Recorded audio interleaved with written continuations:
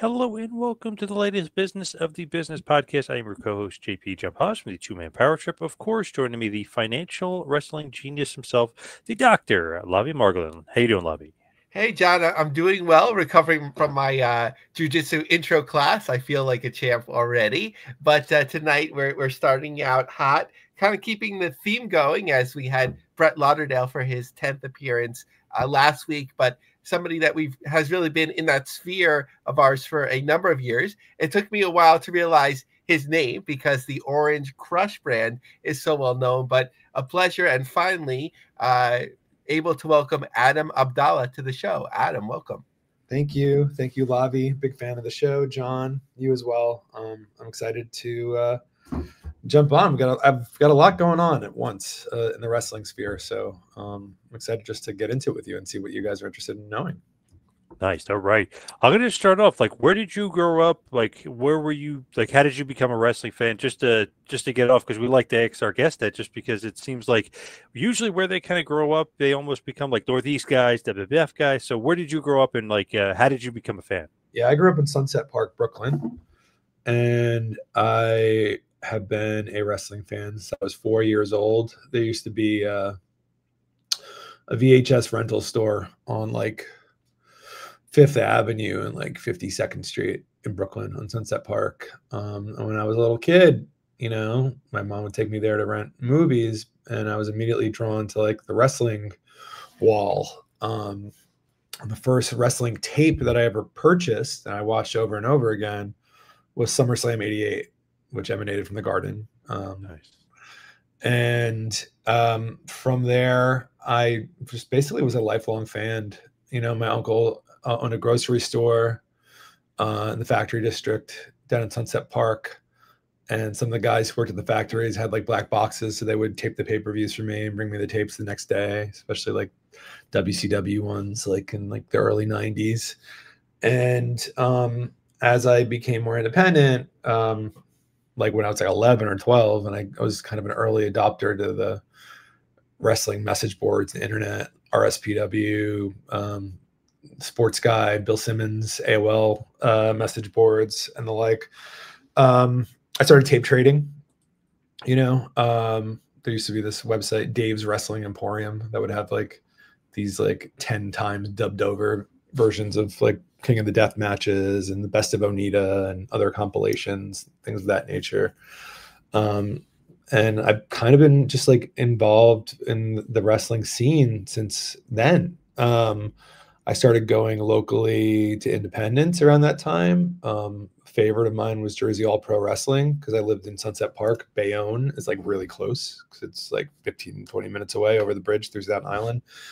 So I grew up seeing people like Homicide, Loki, the Hit Squad, the Haas Brothers, highlight Billy Rail, Elax, Dixie, a lot of people you might recognize from early Ring of Honor. And I would go to those shows, which are also my first exposure to death matches as well, because they were doing death matches at Jersey All Pro and Bayonne back then in 2099, which was very early for kind of US indies. And I just, really, became part of the scene. I became friends with a lot of people who would go on the bus trips to ECW at a young age. So I went to the arena a bunch of times, the Elks Lodge. My first job, so to speak, in wrestling was that I was a part of the ECW street team in their dying days in like 2000, where I would go stand in front of the World in Times Square and hand out flyers for the upcoming pay-per-views at Hammerstein that they were doing. And, just kind of like snowballed from there. But for a long time, I was just like a very dedicated fan and someone who was really invested in the local scene, living in Sunset Park, like that's where Loki's from. I remember watching a match once. It was an outlaw show, not the promotion outlaw, like an illegal show in a church with no windows on 4th Avenue in Sunset Park. And it was Homicide and I believe Jay Lover against Frankie Stars and Low Life Louie. And it was like in front of 50 people. And like Homicide set Louis on fire. He jumped out of the balcony. It was just like crazy stuff that, I only known about like peripherally through like tape trading in Japan, and then I started seeing it in person. So that's what got me into that. That's my kind of like origin story as a fan, I would say. So basically, you got involved kind of behind the scenes, almost through ECW, basically through the dying days of ECW. Yeah, I used to go on. This used to be this kid Uriel, who he headed up the ECW street team, and did odd jobs for ECW. Later, he became he was also the person who ran the ECW bus trips from Queens to Philly as well. And that's how I met him. Years later, that tradition kind of was picked up by Mike Johnson, who did Ring of Honor bus trips. So I was very invested and very present at Ring of Honor from 2002 to now, I guess. I mean, I work very closely with one of their champions. And I've always just, had this like fear of FOMO. Like, I can't miss Kobashi and Samoa Joe at the New Yorker. I can't miss, I understand. Yeah. Oh yeah. And, Chris Daniels and like New Jersey, I mean, I've had the bug forever. And, and I've always been somebody who's kind of like, given what I do professionally, people have thought it was weird for a long time, but now the tide is starting to turn in a different direction. Now, you mentioned working with it ROH champion. What's going on with Super Power Slam? What is going on with this show coming up? Okay, so Super Power Slam is a co-production between JCW, GCW, and the Little Oak Center for Neurodiversity, which is actually founded by my wife, Susan Globus. And the idea behind Little Oaks is that it is going to be essentially a resource center, both digitally and then hopefully one day, pie in the sky physically, where families who have trouble navigating just the system.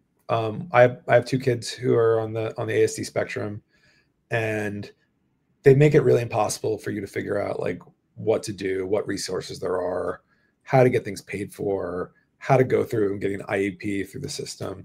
So we're basically creating a resource center using our knowledge, but also like top experts in the field to help families feel not so alone, essentially, in going through this process, and also creating mentorship programs between neurodiverse adults and kids, and also things such as like more practical things like how to sue the city to get your money back for the services that you pay for, for your kids when they have like autism or ADHD, because you're entitled to that.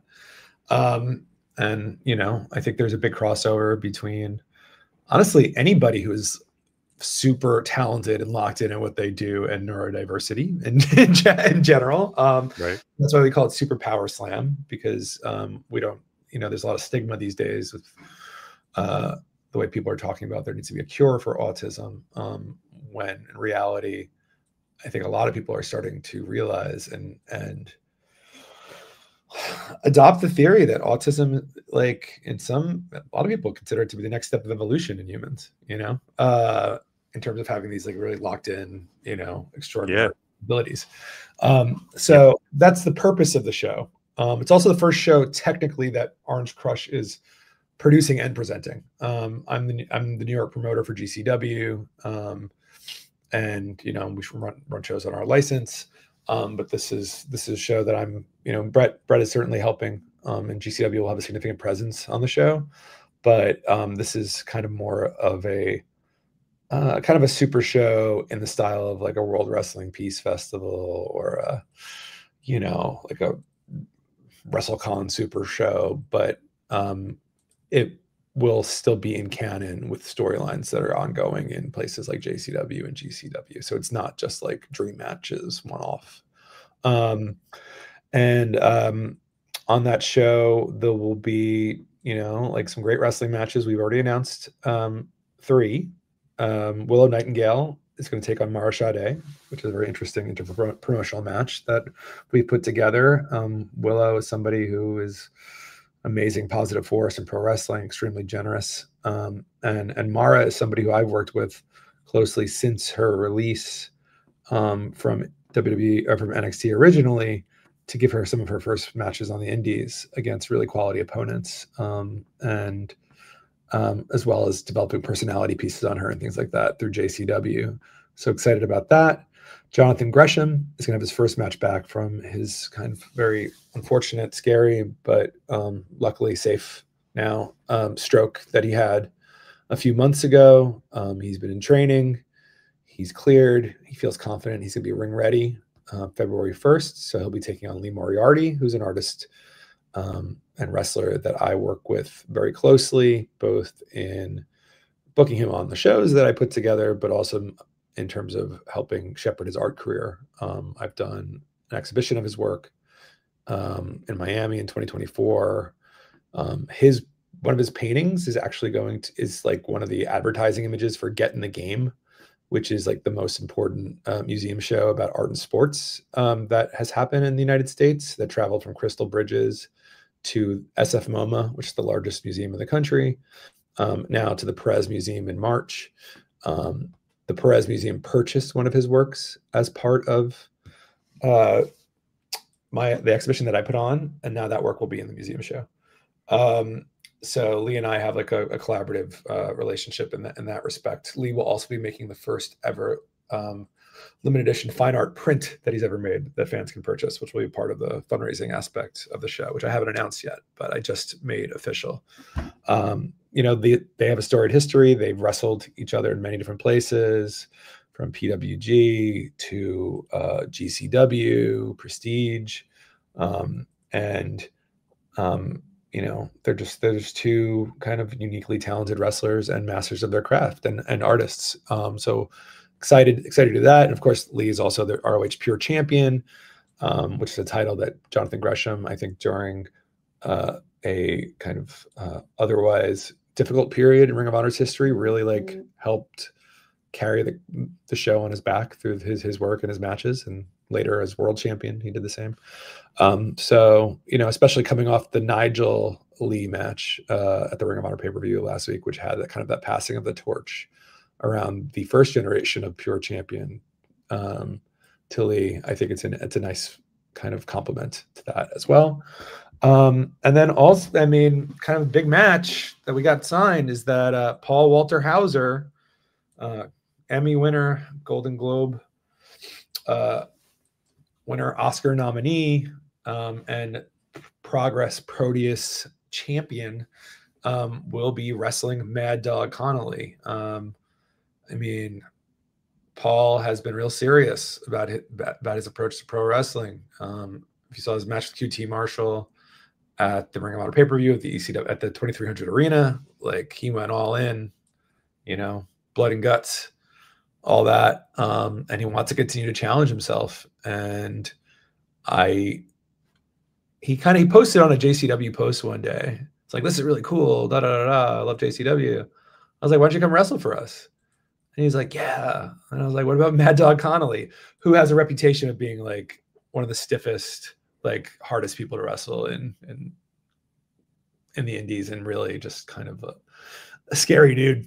So I thought the thought of kind of an actor trying to test his mettle in the pro wrestling world, going head to head with somebody who is a character that even other wrestlers who I book him against are like, oh, this is gonna fucking hurt, kind of deal, is a good draw. And more on that match will come out soon. And then there's a number of other talent from GCW, AEW, ROH, New Japan, and other places that are either already announced or yet to be announced. So we're really excited, and that'll be at the Melrose Ballroom on February 1st at 7 p.m. It's a nice counter. I think it's a nice counter program to the Royal Rumble as well, which is in Saudi Arabia the day before. And we're doing a charity show here in the States with some of the best talent in the world. Awesome stuff. I'm going to hand it over to Lavi, who is going to bring up, I don't know if he knows this, my favorite venue, possibly of all time, the Rexplex. Yes, so I just added those notes, Adam. I'm realizing we were probably, I mean, not surprisingly, intersected. I picked up the bus tours when Mike Johnson would do them. I think the first one I ever went to was the Retution Thunder Liger, right? It was like a two-shot weekend. So I went to the Weekend of Thunder. Weekend of Thunder. Thank you. So the Rexplex show, and I was just returning to wrestling. I had gotten tired of the Attitude Era, Katie Vick, and I would still get the newsletters. But who gets on the bus before we go to the show? CM Punk, and I had no idea who he was. There was a kid who I think is Mittens, who had like the CM Punk raps, and he was like super excited. I'm like, okay. And then I saw him at the show, and I was like, okay, I get it now. So that was an amazing time for sure. So one of the things I've always been curious about is, Jersey Championship Wrestling, working so closely in, from what I understand, like sort of being part, correct me if I'm wrong, you're 50% owner and Brett Lauderdale's 50% owner. How did this come about? Were you like, one time I want to invest in Game Changer Wrestling, and Brett was like, let's do this instead? How did that all work? I'll tell you the real story, actually, which is quite interesting. So, I originally started my relationship more formally with Game Changer Wrestling when I started my magazine, Orange Crush, in 2019. It came out in 2020, which was basically like a coffee style table art zine that looked at wrestlers from kind of like a lifestyle perspective, also contemporary artists who were interested in professional wrestling. And I thought a lot of the more interesting independent artists in wrestling were working through GCW. At that point, I kind of rediscovered my love for independent wrestling and deathmatch wrestling after a lull and after Ring of Honor's kind of peak. When I went to TOS 3 at the Starland Ballroom in New Jersey. And I kind of just I got the bug. This was 2018. And so I became kind of good friends with Brett over time, traveling to a lot of the shows, I had a successful PR business. So I would do little things like sponsor dinners for the rest of the boys, after the show, nothing too crazy. And then at some point there was this year-long conversation where we spoke to DJ Hyde about trying to purchase and revive Combat Zone Wrestling, because that's where Brett came from, and whatever people think it's worth, sentimentally, it meant a lot to Brett and a lot of people who came up in the business and in the indies. And I worked with Brett to try to negotiate a deal with DJ for quite a long time. Had many very frustrating long phone calls with DJ Hyde over the period of a year. And then as we kind of unraveled different aspects of CZW, we realized that he'd licensed all the different IP and video to every single other possible person who could have rights to it. So there was no exclusive rights. And then also for television, Steve Carroll, who's the former GM of ECW, basically really trapped DJ in this very restrictive contract where he had approval over any sale, any assets, any IP. And when CZW would release those pay-per-views on in demand, where they would market them basically as pornography, but it was really just women's wrestling. That was Steve Carroll's basically intermediary company, Stonecutter, licensing CZW and putting it out there. So as a business person, I finally realized there's nothing here to buy, except maybe the right to use the name or something. So, Brett and I got to talking, and then we called up Ricky O, who owned JCW, which was the predecessor to GCW, which Danny and Brett took over, I believe in about 2015 when they changed the name over. And we basically bought the rights, essentially the rights to the Jersey Championship Wrestling brand to bring it back as a parent company, a sister company to GCW. at a time when the indies were really hot, and there were so many people that we wanted to book on GCW. There was enough time. There was a lot of young talent that we wanted to develop. And we started doing kind of some shows that would accompany GCW's weekends at the Showboat in Atlantic City, back in the days of the Carousel Room. And we also would do standalone shows too. And yeah, like, you know, Brett has been always a great supporter of like my artistic endeavors. You know, we did a whole book, an exhibition about GCW show and at Cork and Hall as the first US independent company to run there. And we just, you know, have kind of like, we're both, we have a lot of differing perspectives on things, you know, both in terms of wrestling and business. But at the end of the day, he's a no bullshit guy.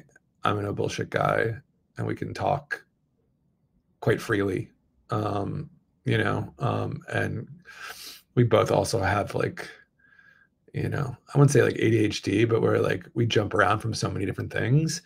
It also gives us the ability to do things really quickly, like picking up on trends or noticing like who's available or what's an exciting thing that might happen.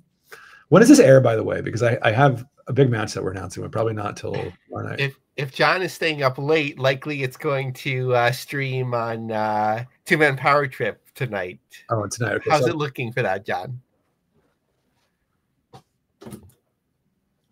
Oh, I think you're muted, John. Oh, I'm sorry. Tonight or tomorrow morning. Okay. Yeah, I might withhold then. But yeah, so that's how Brett and I got together in the JCW venture. And yes, we own 50% of the IP essentially each. And you know, there's like obviously a lot of shared efficiencies with GCW in terms of travel schedule and things like that. But a lot of that changed in May of 2025 when I decided that, and Brett decided too, like having just kind of like GCW light, you know, developmental didn't really have the same value that it did maybe in 2021, you know, post-COVID, when there was this like huge demand for like live wrestling. And there's an overabundance of wrestling media that people can consume at home. So instead of making it like a developmental promotion, I wanted to make it more like a territory promotion where we could book wrestlers of different styles and types, and from around the country and the world that aren't necessarily on like the GCW, like 6-7 shows a month loop, you know, that Brett books. So he's given me a lot of creative latitude with this, you know, in a way I would say like JCW 3.0, which started with our Mayflower show through now, where we've kind of like really upscaled the production, the amount of content that we create, storylines that are kind of more fluid, and you know, also a lot of experimentation with guys who are used differently elsewhere, teams that don't exist in other places that we've kind of created. So it's been really fun and rewarding. And we're seeing, you know, like, you know, everybody, you see everybody on Twitter today being like, support indie wrestling, because any live events in general right now, the state of the American economy, it's a very more precarious way of doing business, because most, like back in the day, like you would sell a lot of tickets like on the day of on sale, and then, you know, it's like kind of solidly throughout, and then a big last final jump at the end. Now we'll see like our gate, like especially for smaller shows like the JCW ones, which are usually in the like kind of 100 to like 250 range. I'll see like 3/4 of our tickets sell like the last week of the show, you know. So we never know what we're going to do until we get until like we're really almost there essentially. And I think that's indicative of a lot of indie wrestling these days, and you kind of have to have the stomach for it. And I feel lucky to be able to work with so many great talent. I feel grateful to Brett, and also people like Chris Daniels at AEW and other folks who work for national companies who allow their talent to come on our shows and do different things, do longer matches, try different gimmicks, things of that nature. No, amazing. And some of the points that you made in terms of the historical context are actually like questions and pieces that I've been putting together in my mind for a while, because of course when you look up CZW on like Justia or whatever trademark, it's like Stonecutter Media, and I'm like, just are people like just not acknowledging that it's not owned by DJ Hyde? But it makes a lot of sense now that you explained it, that it's just licensed out. Well, it's a question of it's a question of contract law, right? Like if DJ Hyde wanted to, he could say that like, no, like I'm the rightful owner of the CZW trademark, because common law, like, you know, it's like he is, like he bought it and he's ran the shows, but he, you know, he sold that away. So that's kind of the catch with that. Yeah. So, and you were touching upon like the state of independent wrestling, and of course we were talking about it a little while, but we got the conversation going with Brett last week, so we'd love to hear everyone's perspective. So like I'm not sure I understand what the heart, like what's the heart of the issue that hit independent wrestling this year? Why was it, you know, I think there was pent up demand post coronavirus. Like what are we experiencing now? Like what are you seeing?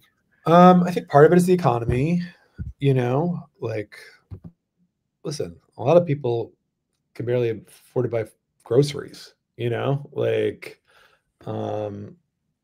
so wrestling is a big expenditure, and then people who are like really big wrestling fans are like, I need to go to WWE, and you know, I want to go to WrestleMania, and TKO is like taking advantage of that in a big way and charging people like enormous amounts of money to go to those shows. So there's less, I think, like it's funny. It's like I go to UFC at the Garden, and I'm like, who are all these like super rich but also dumb people? And like 20,000 of them like what in one place, you know, like not I'm being like a little facetious here, but it's true. It's like there's just, I think there's less money to go around. There's not a day of the week that wrestling isn't on TV. So you're always competing with with television content, and for some products like TV, it's like more enjoyable to watch it on TV than to go, you know. So one of the reasons I think that GCW has been so successful is that it's one of the only wrestling promotions that feels like a scene, almost in the same way as like, you know, like the punk scene or like the hardcore scene. Like it's like people go there to see their friends, people go there to have like kind of a visceral experience. It feels like a rock concert, you know, not like like theater, no matter what level of theater you consider wrestling to be.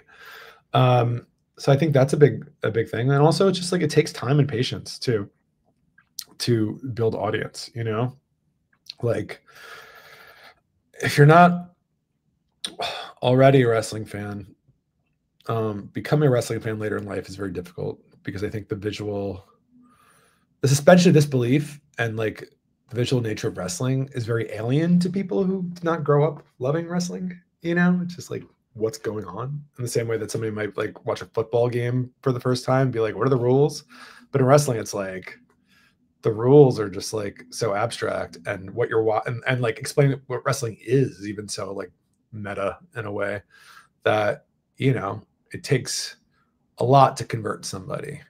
But if you get them in the room, 9 times out of 10, in my experience, especially indie wrestling, I find that people who have a more intimate experience with wrestling enjoy it more than like going to like a WWE, well, back in the day, house show, but not anymore, or even like AEW, which has incredible wrestling. But you know,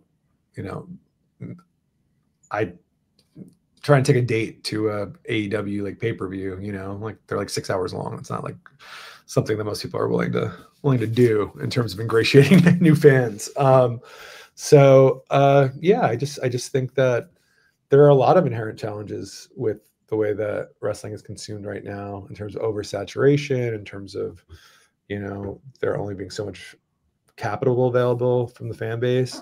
So, you know, with JCW, we try to make it really affordable, you know, for people to come see. We make it also free, and watch online. I mean, we book I book the shows as much for the live audience as we do for the online audience, because on some of our shows, like I've done this like kind of self-congratulatory birthday show with Joey Janela for the last like 3 or 4 years, and before that Nick Wayne as well, because our birthdays were like a day apart, and that had like 30,000 views on YouTube. Typical JCW show gets between 10 and 20,000 views, which for independent wrestling is very high. Especially for full shows as opposed to like, clips.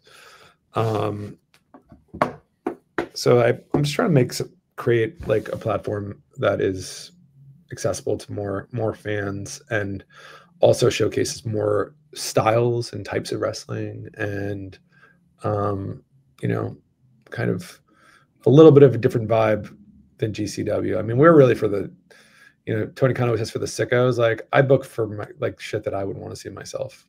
To be perfectly honest, rather than to draw money. Obviously, we want to draw money, and by putting on some of the best matches on the independents, like, inherently there will be a fan base for that. And by booking them over and over again, some of this talent, that will create an affinity, personal relationship, between fans and talent. But ultimately, I do it for the art of it. No, amazing. So I feel like there's so much to discuss. We haven't scratched the surface of the art world and so on. But I think my last question before turning it over to John may sort of speak on things. If you've had the chance to follow it, Sukiban, I'm probably butchering that. But I do the PR for Sukiban. Okay, you do the PR. Okay, so I've probably responded to your messages. So as much, integrated into what they're doing, it seems like it touches on the art world and pro wrestling in a unique way. Like, where do you see that crossover? And I guess we can't be fully evaluative for how they're doing, but sort of like, what's your perspective on how they're positioning themselves in the market? Well, I'll say this. So we'll probably get to this, but I'm curating the first museum show on art and professional wrestling in 2027 in St. Petersburg, Florida, at the MFA. And one of the things that I've really had to determine when thinking about like what counts in terms of pro wrestling, like if it's art about wrestling, yes, because it's a museum, that's the point. If it's thinking about like performance, documentation, etc., there are different levels of wrestling presentation. There are some that I believe are essentially, they use wrestling as a pastiche, but I don't necessarily consider to be professional wrestling, like chokehold, for example. There are some things that fall within the middle, like Lucha Vavoom in LA, for example, which uses real, super talented wrestlers, but the wrestling is kind of almost background to like stand-up comedy and burlesque and is shown on a stage. And then Sukiban is, I think, the most interesting of those kind of hybrid products, because they have super talented, Japanese women's pro wrestlers. They have an all Japanese crew. But they're also integrating elements of art, fashion, popular music, etc.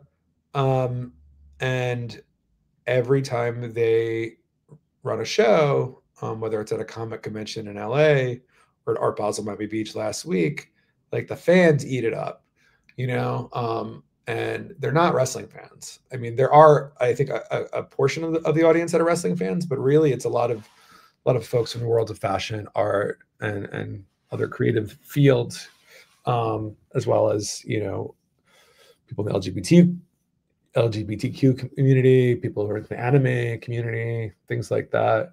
So it has a real party feel. It's like sometimes like non-hardcore fans are the best fans because they react the most and less cynically, and they're not trying to get, like, they don't go to a performance to try to get themselves over or like start chants and make, get attention to themselves. It's like you wouldn't do that at a Broadway show, So I think it's been very effective. I know the guys who run it, and Olympia Latan, who's the creative director, who's done incredible like visuals in terms of the costuming. I think it's an interesting thing, like a couple of years ago when they started,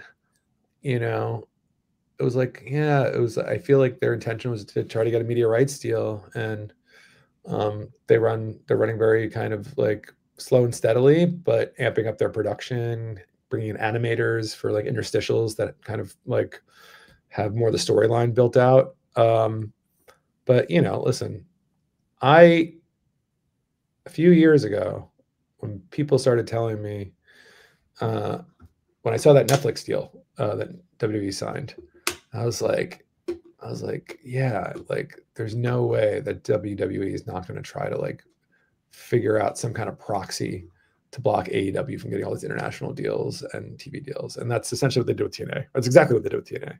You know, they use them as a proxy, as like a WWE light, to go in and block TV deals for their competition, because they'll do whatever they want kind of at this point, which is cool, you know, like exposes those wrestlers and talent to a much wider universe. But you know, I'd be more interested to see things like Sukiban on like Crunchyroll, or things like back in the day. Lucha Underground obviously is a good example of that. That was like really good wrestling with very like out there, you know, kind of cinematic interlude.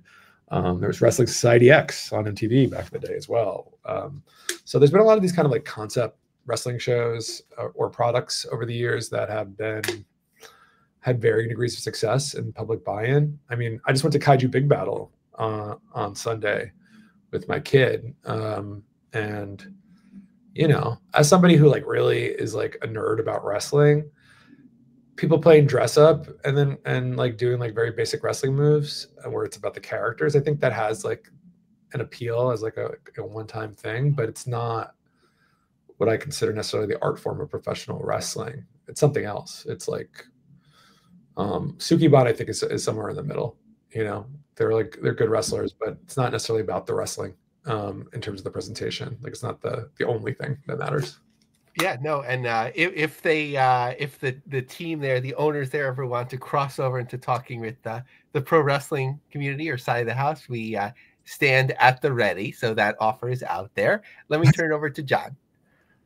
Where can everybody find and follow you, and then obviously Orange Crush and the Superpower Slam?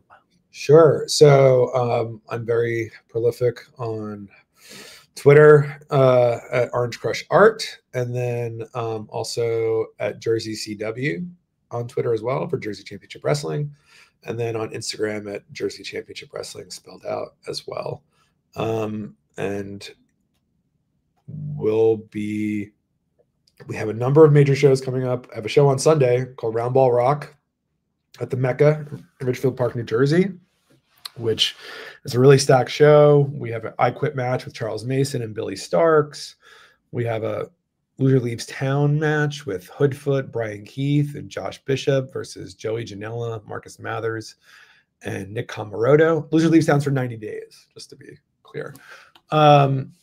As well as a number of other kind of major superstars from around the country participating and coming, you know, to the New York, New Jersey area. So we have that show coming up, Superpower Slam.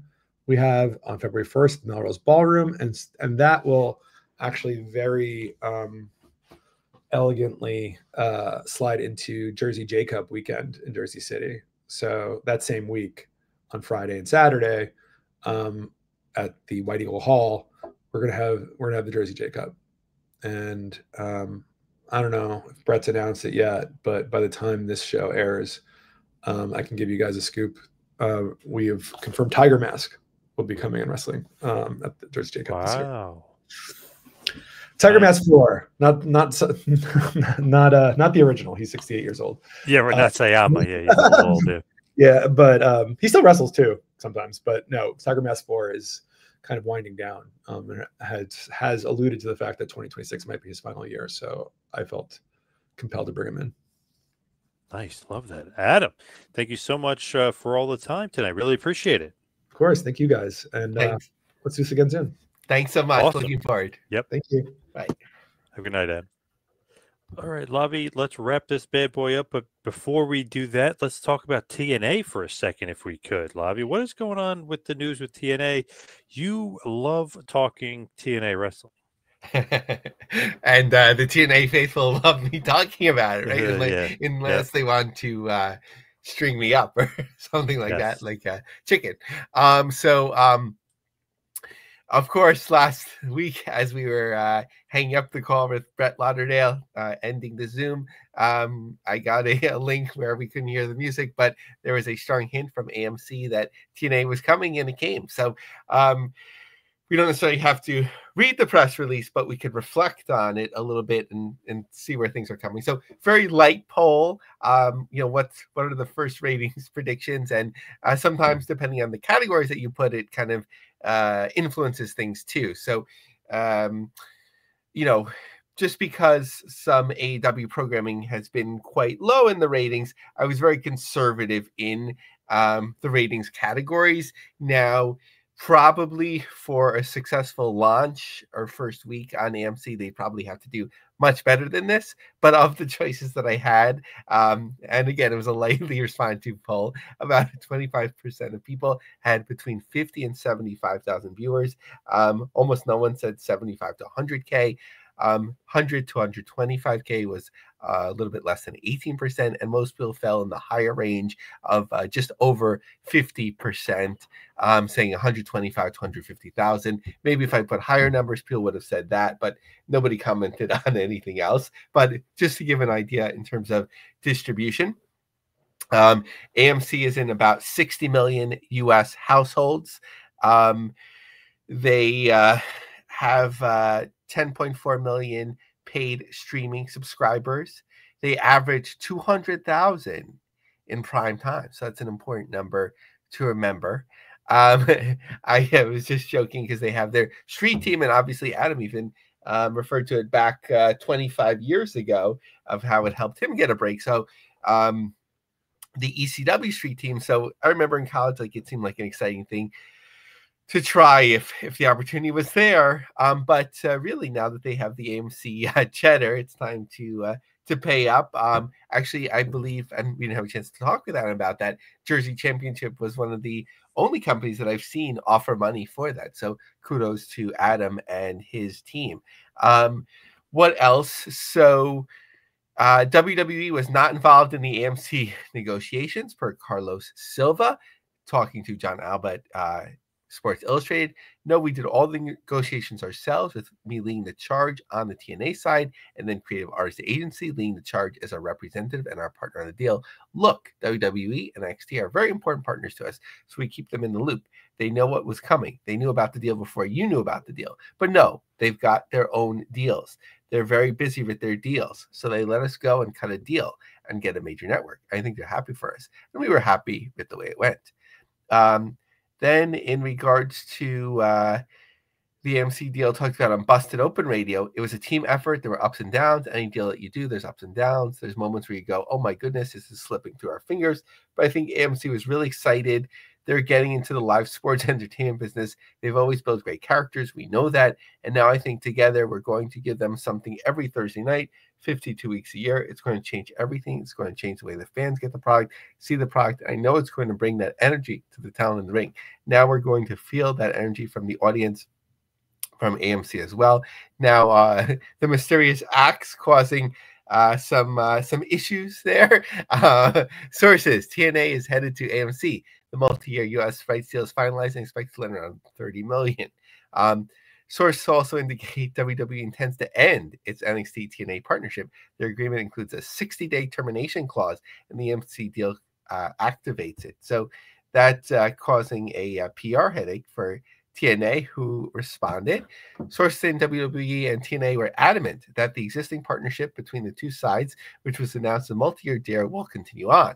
WWE sources also confirmed that they were made aware of TNA's deal with AMC well in advance of today's announcement, and pointed out that TNA was referenced in that NXT was referenced in today's press release with AMC and TNA. Mike Johnson also put out a rumor killer, but I think it still is a possibility because it's not dead today. It doesn't mean that it won't happen. Trying to make sense of the relationship with TNA, Adam rightly referencing it sort of like it's a check against AEW, from what we understand. John, as the news was breaking, what were your thoughts on all the possibilities that this AMC deal brings to TNA, its stability and its growth? Was pretty shocked by it just because AMC never had wrestling before, so I wasn't really sure if that was going to be true or really that was the direction. But it seems like that's the direction of the network now. It's kind of going into, working away from the Mad Men and the Breaking Bad and the Walking Dead and the original programming. They're kind of seem like, because of the streaming and because of, all the other powerhouses out there, they're kind of headed in a different direction. So pretty cool, pretty good move. I like it. 30 million is pretty sweet. So obviously multi-year deal. So good job by TNA. Although initially pretty surprised by it because we kept hearing it was going to happen over and over and over and never happened. So then all of a sudden surprised us and it happened. So now we're, Jericho, I think it's just an interesting, like, potential free agent soon out there, and depending on his deals that are on the table, I think coming to TNA even for a year and then potentially doing like a WWE retirement thing would make a lot of sense. I don't know, like, with WWE, if they're really focused on the retirement thing, like, I don't think you could follow like John Cena with I'm sorry, like with anyone, but with Chris Jericho, it just doesn't seem the same. Like, especially if you're gonna try it with more than one match. So maybe like kind of he's been away, but like he could get some money out of TNA. It would make like a huge splash for them, and then you could sort of like leverage that into WWE. He's old as a kind of like as an athlete, as a wrestler, but he's still, a young person generally, as I guess, as I'm in my middle ages now. in terms of that perspective. So he has to think like sort of strategically, which he does. Just a little thing that the Andersons passed through TNA at Final Resolution, which apparently led to their end with MLW. So we'll see what comes with that. And as we're recording this, there's word on Masha Slamovich that I guess they're letting things die down. She was removed from their website, but that they may bring her back yet. They do have a history of people with domestic violence accusations returning to the company, and they do need every asset that they can get. Looking reflectively and then into the future in terms of their live events, El Paso on December 5th, according to WrestleTix, did 2,567. On December 6th, 1,692 tickets. And tickets aren't yet on sale for Dallas for the Curtis Colwell Center, Thursday Night Impact, the live show, followed by Genesis, and then they'll be in Albuquerque, New Mexico, the Tingley Coliseum. The Tingley Coliseum, just to look at that a little bit, this is quite a historic venue for wrestling. They have a maximum capacity of 11,571. So TNA, you could break the record again, but I don't think that's what they're going for here. I think that was really an important PR thing for them, and that's not something that they really need to focus on right now, with the attendance potentially varying, especially with a television setup. But just looking back, even over the last 35 to 40 years of wrestling, WWE had passed through there every few years. It could vary between 3,000 and 9,000, even in 2001, obviously when things were very hot. They did almost 11,000 people in the building.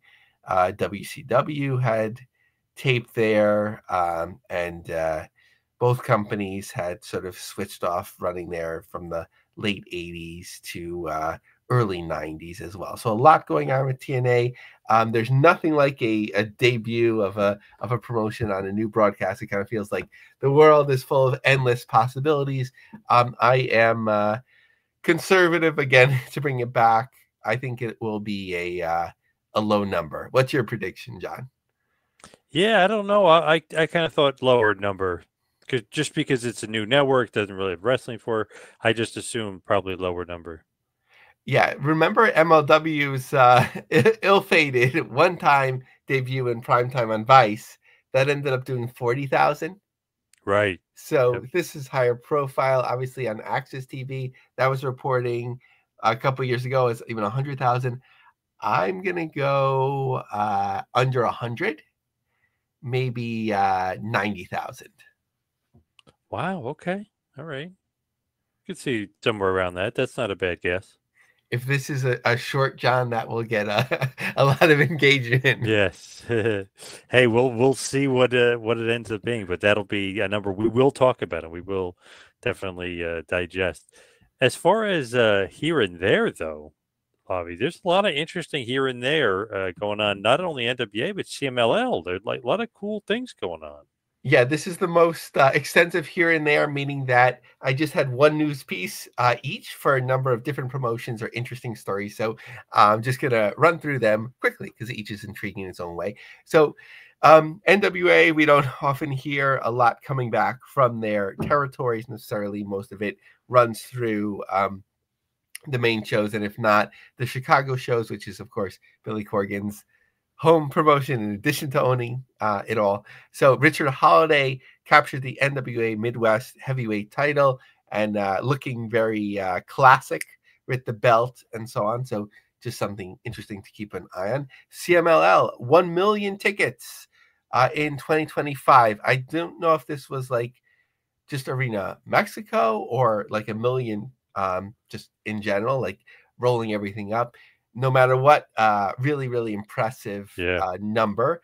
And I'd imagine, given WWE's low limited shows that they run, maybe this is the most in the world. Haven't run those numbers at the moment. MLW Battle Riot 8, January 29th in Orlando. Tickets distributed 204, a current setup of 849. The Sukaban, maybe we'll come back to that next week. I think we covered most of those elements as well. Triller, this is never a good thing. Their lawyers have not been paid and they're kind of done with them. So Fight Opinion had this piece. Attorneys on behalf of Triller in the New York lawsuit, defendants versus Yorkville advisors, have filed papers claiming that Triller hasn't communicated with counsel in 2 months, allegedly owes $28,000 plus in fees, which is interesting because when I engaged a lawyer for media for a much smaller thing, a positive thing in terms of contract signing a number of years ago, you always like put money in the till early, and then the lawyers would use it up and say like, okay, give us more. You don't usually get behind. So that's interesting. But obviously with bigger situations, it's a different deal. West Coast Pro kind of doing their own thing. And I guess this sums up like managing the challenges of independent wrestling and being innovative. They're forming relationships, but not under like an NWA brand, finding ones that are organic and like sort of, I guess, buzzworthy promotions that travel outside of their region. Over the last few weeks, Wrestle Coast has announced new working relationships, including New Texas Pro, WXW in Germany, St. Louis Anarchy. That's why today we're proud to recognize Action Wrestling and their champions as part of our growing initiative. You're going to be seeing more talent from Action along with St. Louis Anarchy and New Texas Pro at West Coast Pro events as we continue building this new initiative. So that's here, there, and almost everywhere. Love that. It's CMLL, 1 million tickets sold. Damn. Meltzer was saying how hot they were. That is hot. That is smoldering hot there. Good job of CMLL for sure. It's such a cultural institution that, you know, people when they go to Mexico City, it's just something that they do. And it's like, it's great for them to be so baked in with tourism and just the local community that you'll, as long as you're doing what you need to do, you'll have that baseline, and then you have the fans that are local and so on to build from. Good call. So let's wrap this bad boy up and head towards the plugs. Follow me on Twitter and Instagram at 2Man Power Trip. How about you, Lovey? Follow me on X at LavieMarg, LavieMarg. Check out my long form articles on LionCubJobSearch.com and join our LinkedIn group, The Business of the Business. All right, everybody, head out and get over to the Superpower Slam coming up February 1st, JCW and Orange Crush. Thank you, everybody out there, for listening. We'll see you right back here next week for a little business of the business. See you next week, folks.